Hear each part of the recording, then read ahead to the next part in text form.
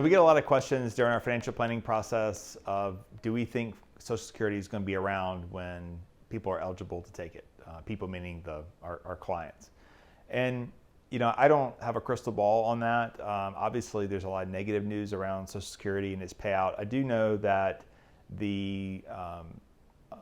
how Social Security gets paid is you're paying into the system now to benefit people who are receiving from the system.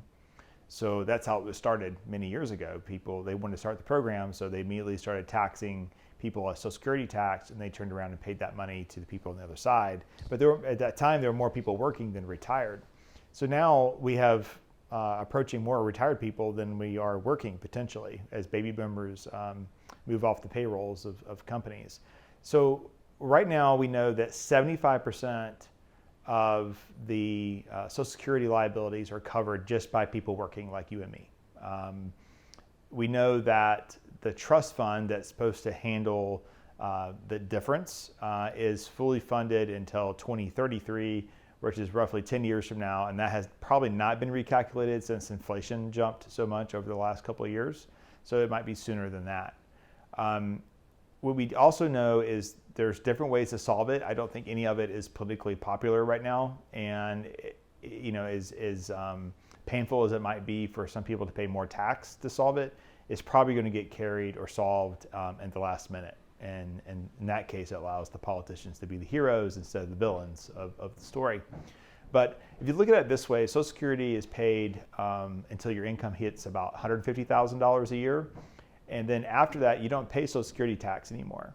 So you pay Social Security in. If you're making over $200,000 a year, at some point in the year, you get a little bit of a bump in your paycheck because that Social Security deduction no longer comes out.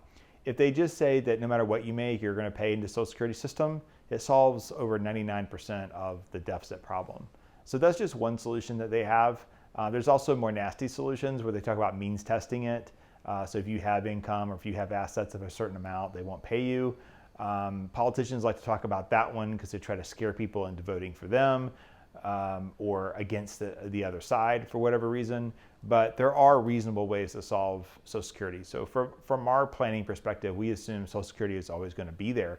In fact, unless you probably have $10 million, and that's probably a little bit of an exaggeration, in assets, you probably need Social Security to make your plan work.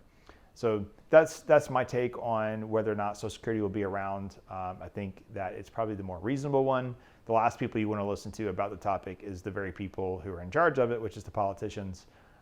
Probably listening to people within the government who do more of the accounting side would be better because it's not as politically charged. Thanks for watching.